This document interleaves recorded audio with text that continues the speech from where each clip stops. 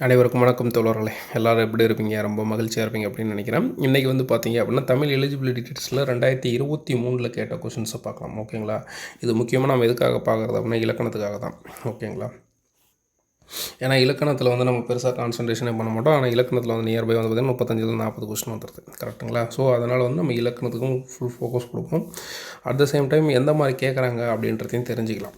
இரத்தல். So இந்த இரு வினைகளின் பொருள் வேறுபாடு அப்படின்னு சொல்லி கேட்குறாங்க.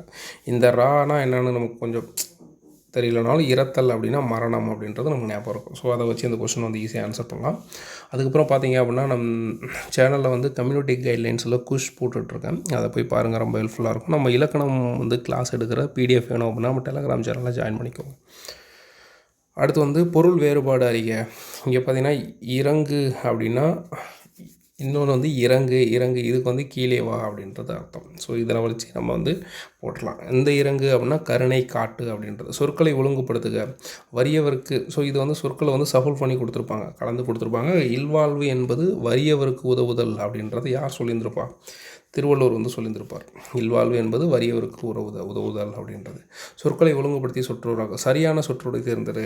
ஸோ அதே தான் சஃபல் பண்ணி கொடுத்துருப்பாங்க. மொழியின் உயிர் நாடியாக விளங்குவது அது பேச்சு மொழியே. ஓகேங்களா? இதுவும் அதே சமயம் தான். அதே மாதிரி தான் உலகம் உள்ள வரையிலும் தமிழ்மொழி வாழட்டும். உலகம் உள்ள வரையிலும் தமிழ்மொழி வாழட்டும் அப்படின்றது. அகரவரிசை எப்படி சொற்களை சீர் செய்தல். ஸோ இந்த அகரவரிசையெல்லாம் குரூப் 4 வரும், உங்களுக்கே தெரியும் இல்லையா? ஸோ அகரவரிசைனா இது ஆஇயில் கொடுத்துருக்காங்க போல். அப்படின்னா அன்பு, ஆ, இ, உ, ஊ. ஸோ இந்த முதல் எழுத்தை வச்சு தான் நம்ம என்ன பண்ணுறோம்? வரிசைப்படுத்துவோம். ஏ, ஐ, ஓ, ஔ. ஓகே. அடுத்து வந்து பார்த்திங்கன்னா அதே அகர வரிசை. இது வந்து தா வரிசை, நா வரிசை கொடுத்துருக்காங்க. தாவுக்கு அடுத்தது நான் வருமா, நாவுக்கு அடுத்தது தா வருமா அப்படின்றத நீங்கள் தான் முடிவு பண்ணணும். ஓகேங்களா? தாவுக்கு அடுத்தது தான் நான் வரும். தாவில் வந்து தா, தீ, தூ, தே, நா, நே, மா. நாவுக்கு அடுத்தது மா வரும். அடுத்து வந்து பார்த்திங்கன்னா அதே மாதிரி தான் இதுவும். அகர வரிசை எப்படி சொற்களை சீர் செய்தல் வந்து பா, பி, பூ, பே, போ அந்த சீரீஸில் கொடுத்துருக்காங்க. மகிழ் என்னும் வேர் சொல்லின் வினையலனையும் பெயர் காண்க. ஸோ இது இலக்கணம் வந்து பார்த்திங்க அப்படின்னா மகிழ்ந்தோர் அப்படின்றதான் என்னது? வினையலனும் பெயர். மகிழ்தல் அப்படின்றது தொழில் பெயர். மகிழ்ந்தனர் அப்படின்றது வந்து என்னென்னு தெரியல. மகிழ்ச்சி ஈனு முடிஞ்சால் என்னது? ஊன்னு முடிஞ்சால் அது வந்து வினையச்சம். அதே ஆழ முடிஞ்சால் அது வந்து பெயரச்சம். ஓகேங்களா? பின்வரும் சொல்லின் வினையலனும் பெயர் யாது? உன் அப்படின்றா உண்கின்றவன். ஸோ வினையலனும் பெயர்னா என்னென்னா ஆணையும் குறிக்காது, பெண்ணையும் குறிக்காது, பொதுவாக போகும். அதுதான் இப்போ உண்ணா, இது வந்து என்னது? பெயரச்சம். உண்ணுதல் அப்படின்றது என்னது? உண்ணா அப்படின்றது பெயரச்சம். உண்ணா, ஓகே. உண்ட வருது அப்படின்னா அது என்னது? வினையச்சம். இது வந்து உண்ணுதல் அப்படின்னு முடிஞ்சால் அது நான் தொழில் பெயர். பொறித்த வேர்ச்சொல்லை எழுதுக. பொறி அப்படின்றது என்னது? வேர்ச்சொல். பொறித்த அப்படின்றதுக்கான வேர்ச்சொல் பொறித்த. அப்போ பொறித்த அப்படின்றது என்னது? பொறித்த பெயரச்சம். பொறிக்கப்பட்டது, பொறிக்கப்பட்டு வந்திருக்க அது வந்து வினையச்சம். வேர்ச்சொல்லின் தொழிற்பெயரை எழுதுக. தொழிற்பெயர்னா என்னது? நட அப்படின்னா நடத்தல், தல், அல் அந்த மாதிரி வரணும். ஓகேவா? நடவு, ஊனா வினையச்சம். நடவாமை எதிர்மறை. நடக்கின்றது வினைமுற்று. வினைமுற்று உரிய வேர்ச்சொல்லை எழுதுக.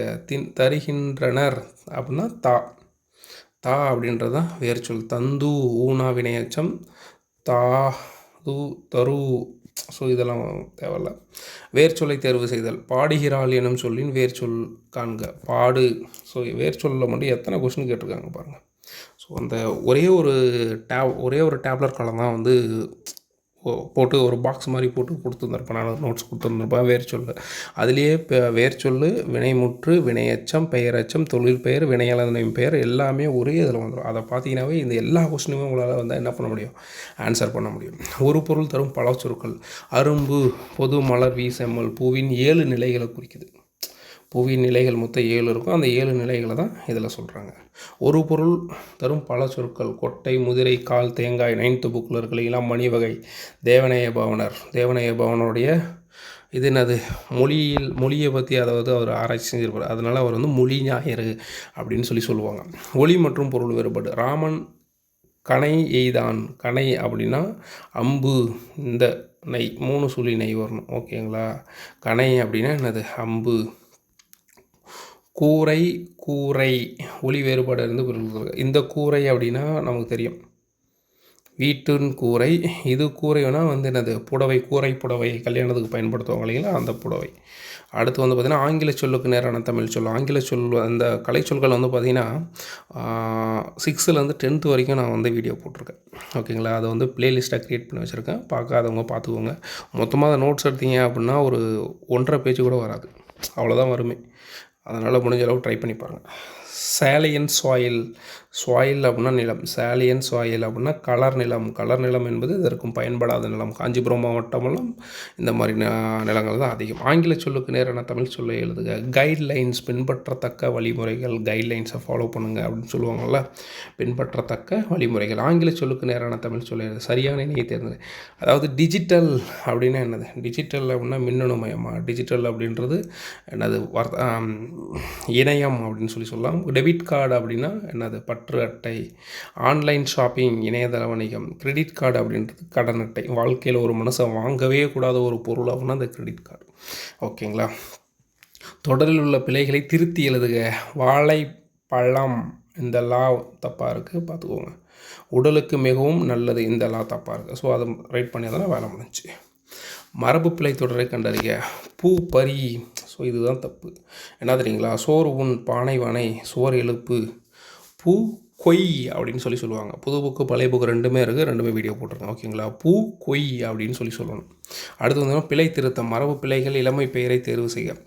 இந்த இளமை பெயர் மரபு, இந்த மாதிரி இந்த பெயரச்சம் வினையச்சம் இதெல்லாம் பார்த்திங்கன்னா ரொம்ப சிம்பிளான டாபிக். ஆனால் நம்ம அது அதிகமாக டைம் ஸ்பெண்ட் பண்ணாததுனால அந்த சின்ன சின்ன கொஸ்டினை கூட ரொம்ப ஈஸியாக மிஸ்டேக் பண்ணிட்டு வந்துடுறோம்.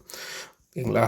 அடுத்து பிழை திருத்தம். சிங்க குருளை, புலிப்பரல், யானைக்கன்று, ஆட்டுக்குட்டி, அந்த மாதிரி பிரிக்கலாம் இதை. குற்றிய லுகர வகை அறிந்து பொருந்தாத சொல்லை தேர்ந்தெடுக்க. குற்றிய லுகரம் அறிந்து பொருந்தாத சொல்லை தேர்ந்தெடுக்க. ஸோ இது வந்து பார்த்திங்க அப்படின்னா இப்போ இன்றைக்கி இதுக்கு முன்னாடி போட்ட வீடியோ வந்து குற்றிய லுகரத்தை பற்றி தான் போட்டிருக்கேன். ஓகேங்களா. அமிழ்து அப்படின்றதான் என்னது? குற்றிய லுகரச் சொல். ஓகேங்களா. பொருந்தாத சொல்லை கண்டது. சினை பெயருக்கு பொருந்தாத சொல். சினைனா என்னது? கண், கிளை, வால், இது எல்லாமே சினை. அதாவது ஒரு மரத்தில் இருக்குது அப்படின்னா மரத்தை தவிர அதில் இருக்கிற கிளை, இலை, பழம் அது எல்லாமே சினை. ஒரு மனிதன் எடுத்துகிட்டால் கை, கால், கண், மூக்கு, வாய் இது எல்லாமே தனித்தனி உறுப்புகளாக இருக்கும். ஸோ இது எல்லாமே வந்து என்னென்னு சொல்லலாம்? சினை அப்படின்னு சொல்லலாம். ஆனால் சிவப்பு அப்படின்றது என்னது? சிவப்பு அப்படின்றது ஒரு பண்பை பற்றி குறிப்பிடுது. அதனால் வந்து இது வந்து பொருந்தாதது. அணுகு என்பதன் எதிர்ச்சொல்லை எழுதுக. அணுகு அப்படின்னா சேர் அப்படின்னு அர்த்தம். ஓகேங்களா. அதோடைய எதிர்ச்சொல் என்னது? விலகு.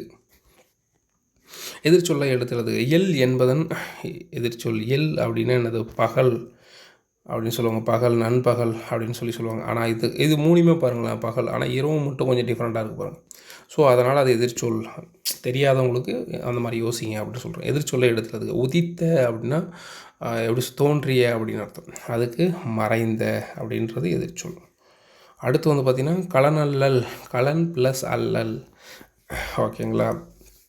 கலன் ப்ளஸ் அல்லல் அப்படின்றது இதற்கான பிரித்தெழுதுக்காக தான் சொல்லுவோம். வானம் அளந்து. வானம் ப்ளஸ் அளந்து. சரியான விடையை தேர்வு. கண்ணழகு. கண் ப்ளஸ் அழகு. கற்பாவை. கண் ப்ளஸ் பாவை. கண்காட்சி. கண் ப்ளஸ் காட்சி.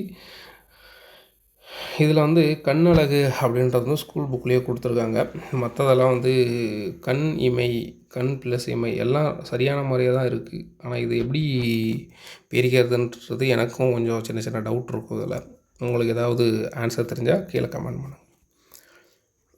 அடுத்து வந்து இந்த பாத்தியை படித்து எழுத சொல்கிறாங்க. தொடர்ச்சியாக வெள்ளத்தாலும் வறட்சியாலும் வளமை இழந்த மாவட்டம் தஞ்சாவூர் அப்படின்னு சொல்கிறாங்க. இது என்னது? இந்திய நீர்வள பாசனத்தின் தந்தை என அணுகுவது ஆர்தர் காட்டான். ஆங்கில பொறியாளர் கரிகாலன் கட்டிய கல்லணை பல ஆண்டுகள் ஆராய்ந்தார். கல்லணை பலகாலம் மணல் மேடாக நேரோட்டம் தடைப்பட்டது. தஞ்சை மாவட்டம் தொடர்ச்சியாக வெள்ளத்தாலும். எந்த மாவட்டம்? தஞ்சை மாவட்டம் வெள்ளத்தாலும் குன்றியது. இந்த சூழலில் காவிரி பாசன பகுதிக்கு தனி பொறுப்பாளராக ஆர்தர் காட்டான் நியமிக்கப்பட்டார். இவர் பயனற்ற இருந்த கல்லணையில் மணல் போக்கினை அமைத்து கல்லணையின் அடித்தளத்தை ஆராய்ந்து பழந்தமிழ் அணை கட்டும் திறனை பாசனையும் உலகுக்கு எடுத்து எம்பினார். கல்லணை கிராண்ட் அணைக்கட்டு. கல்லணைக்கு என்னன்னு பெயர் வைக்கிற? கிராண்ட் அணைக்கட்டு அப்படின்ற பெயர் வைக்கிறார். மேலும் கல்லணையின் கட்டுமானம் உத்தியை கொண்டு 1873 கோதாவரி ஆற்றின் குறுக்கே தௌலீஸ்வரம் அணையை வந்து கட்டியிருந்திருப்பார். ஓகேங்களா. ஸோ அப்போ இது ரிலேட்டடாக என்னென்ன கொஷின்ஸ் கேட்டிருக்காங்க. தொடர்ச்சியாக வெள்ளத்தாலும் வறட்சியாலும் பாதிக்கப்பட்ட மாவட்டம் இது தஞ்சாவூர் மாவட்டம். ஆங்கிலேய அரசு ஆதார் காட்டில் எந்த படையை அமைத்தது? தனி பொறுப்பாளராக கல்லணையை இது பண்ணுறது நியமிக்குது. கல்லணையில் கட்டுமான உத்தியை கொண்டு கட்டப்பட்ட அணை தௌலீஸ்வரம் 1873 கட்டியிருப்பார். இந்திய நீர்ப்பாசனத்தின் தந்தை யார்? Sir Arthur cotton. பழந்தமிழ் அதாவது கட்டப்பட்ட அணையில் வந்து தூர்வார்னா அவர் வந்து இந்திய நீர்ப்பாசனத்தின் தந்தை. ஆனால் அந்த அணையவே ஒருத்தர் கட்டிருவார், அவருக்கு எந்த பட்டமும் கிடையாது. ஓகேங்களா. பழந்தமிழரின் அணை கட்டும் திறனை பாச மேலாண்மை மக்களுக்கு எடுத்து எம்பியவர் சார்தர் ஆதர் காட்டனா. ஒருமை பன்மை பிள்ளைகளை நீக்காது. இவை டேஸ் எனக்கு பிடித்த நூல்கள் வாங்கினேன். இவை எனக்கு பிடித்த நூல்கள் தாம். இவைதாம் எனக்கு பிடித்த நூல்கள் வாங்கினேன் அப்படின்னு சொல்லிட்டு அர்த்தம். ஒருமை பன்மை பிழை அற்ற தொடர் எது? மூவேந்தர்கள் குறித்த செய்திகள் இடம்பெற்றுள்ளன. தொண்டி, முசிறி, காந்தலூர் என்பன சேர நாட்டின் துறைமுக பட்டினங்களாக விளங்கியது. சேரர்களின் நாடு குடநாடு எனப்பட்டது. தொல்காப்பியம் சமூக இலக்கியம் சேர சோழக்கு உரிதாக கூறுகின்றது. ஸோ இதில் என்ன சொல்கிறாங்கன்னா பிழை ஒருமை பன்மை பிழை அற்ற தொடரை தேர்ந்தெடுக்க. அப்போ மூவேந்தர்கள் குறித்த செய்திகள் இடம்பெற்றுள்ளன அப்படின்றதான் சரியானது. அடுத்து வந்து பார்த்திங்கன்னா சொல் பொருள். நமன்னா என்னது? யமன். ஓகேங்களா. ஒன்று நம்பர்னா அடியார். நாணமேனா கூசாமல். உய்மீன் அப்படின்னா ஈடேறுங்கள் அப்படின்ற அர்த்தம். சொல் பொருள். சமர்னா போர். சமர் அப்படின்னா போர். இது எல்லாமே சொல்லும் பொருளில் வந்து ஸ்கூல் புக்கில் இருக்கிறது தான். கழனி அப்படின்னா வயல். களம் அப்படின்னா கப்பல். ஆழி அப்படின்னா கடல். அடுத்து வந்து பார்த்திங்கன்னா சரியான பொருள் அறிக. காருகர் அப்படின்னா நெய்பவர். காருகர் அப்படின்னா யார்? நெய்பவர். ஸோ பிழை திருத்துக ஒரு ஊர். ஸோ இதை பற்றிலாம் நம்ம ஆல்ரெடி வீடியோ போட்டிருக்கோங்க. ரொம்ப வந்து இன்ட்ரெஸ்டாக இருக்கும். என்ன அப்படின்னா ஒரு ஊர், அதாவது ஒரு அழகிய சிற்றூரில் ஒரு குளம் இருந்தது. இது என்னன்னா இப்போ முதல் ஊர் அப்படின்றது அழகிய. ஓகேங்களா. இங்கே பாருங்களா குளம் இருக்குது. இப்போ இந்த முதல் எழுத்து எடுத்துக்கோங்க. முதல் எழுத்து உயிர் எழுத்தாக இருந்தால் ஓர்னு போடணும். முதல் எழுத்து உயிர்மெய் எழுத்தாக இருந்தால் ஒருன்னு போடணும். அவ்வளோதான் வித்தியாசம். பிழை திருத்துக்கு அஃது அது நகரத்திற்கு செல்லும் ஓர் வழி. இங்கே அதே மாதிரி தான். என்னென்னா அஃது அது ரெண்டையுமே கொடுத்துட்டான். ரெண்டுமே வந்து பார்த்திங்கன்னா 8th புக்கில் இருக்குதுன்னு நினைக்கிறேன். ஆனால் நான் வந்து வீடியோ போட்டிருக்கேன். ஓகேங்களா. அது வந்து பார்த்திங்கன்னா நகரத்திற்கு இதுலேயும் அதே மாதிரி தான். உயிர்மெய் எழுத்து வந்தால் அதுன்னு போடணும். ஓகேங்களா. அதே வந்து மெய்யெழுத்து உயிரெழுத்து வந்தால் அஃது அப்படின்னு சொல்லி போடணும். அதுதான் ஒரு அஃது நகரத்திற்கு ஓர் வழி சாலை. ஸோ இதில் என்ன சொல்கிறாங்க? ஒரு வந்து ஓர், அஃது வந்து அது அப்படின்னு சொல்லி போடுன்றாங்க. ஸோ அதுதான் சொல்கிறோம். அது நகரத்திற்கு செல்லும் ஒரு வழி. எவ்வளோ உயரமான மரம். இது எவ்வகை வாக்கியம்? உணர்ச்சி தொடர். எவ்வளோ உயரமான மரம் அப்படின்னு ஒரு உணர்ச்சியாக பேசுகிறோம்ல. செய்தி வாக்கியம்னா சொல்லணும். கபிலர் என்னத்தை எழுதினார்? திருவள்ளுவ மாலையை எழுதினார் அப்படின்ட்டு செய்தி தொடர். வினாத்தொடர். திருவள்ளுவ மாலை எழுதியவர் யார் அப்படின்றது வினாத்தொடர். கட்டளை தொடர். நீ அந்த வேலை செய் அப்படின்றதான் கட்டளை தொடர். தொடர் வகையை கண்டறிய. கோதை தேர்வில் வெற்றி பெற்றாள் அப்படின்றது செய்தி வாக்கியம். வினா, கட்டளை, உணர்ச்சி. இது முன்னாடி தான் சொன்னேன். பிழையற்ற தொடரை தேர்க. ஆயிஷா பூக்களை பறிக்க முயன்றாள். ஆயிஷா பூக்களை பறிக்க முயற்சித்தாள். ஆயிஷா பூக்களை பறிக்க முயற்சித்தாள். ஆயிஷா பூக்களை பறிக்க முயன்றாள். ஸோ இதில் வந்து பார்த்தீங்க அப்படின்னா இதில் தப்பு. இது வந்து பன்மையை குறிக்குது. இது மட்டும்தான் ஒருமையை குறிக்குது. ஓகேங்களா. சொற்களை கூட்டு பெயர்கள். ஆட்டு, மந்தை. ஓகேங்களா. ஆட்டு, மந்தை. இது மரபு தொடர்கள் வரும். எறும்பு சாறை, கல் குவியல், நூல் உருண்டை. ஓகேங்களா. சொல்லுக்கேற்ற கூட்டப்பெயர்கான். பழம் அப்படின்னா கூட்டப்பெயர்னா என்னது? 9th இருக்குது. பழக்குலை அப்படின்னு சொல்லுவாங்க. பொருத்தமான பொருளை தேர்வு செய்ய. ஓங்கு பரிபாடல் நூல்களின் ஆசிரியர் கீதந்தையார். இது என்னென்னா நம்ம 8 தொகை நூல்கள் இருக்குல்ல. அதாவது என்ன சொல்லுவாங்கன்னா நல் நற்றிணை, நல்ல குறுந்தொகை, ஓங்கு பரிபாடல், ஒத்த பதிற்று 10, கற்றறிந்தோர் ஏத்தும் கலியோடு அகம்புறம் என ஆகிய 8ம் சேர்ந்தது 8 தொகை அப்படின்னு சொல்லிட்டு 6th புக்கில் 3வது பேஜில் 4வது பேஜில் அதை முதல் 7 கொடுத்துருப்பாங்க. பார்த்து படித்து வச்சுக்கோங்க. ரொம்ப ஹெல்ப்ஃபுல்லாக இருக்கும். 8 தொகை நூல்களில் ஒன்று ஐங்குறு நூல். ஸோ மற்ற எல்லாமே என்னது? காப்பிய நூலாக இருக்குது. ஓகேங்களா. ஸோ ஓகே, அடுத்த காணொலியில் மீதி 50 கொஷின்ஸை பார்க்கலாம். Thank you friends. பாய்.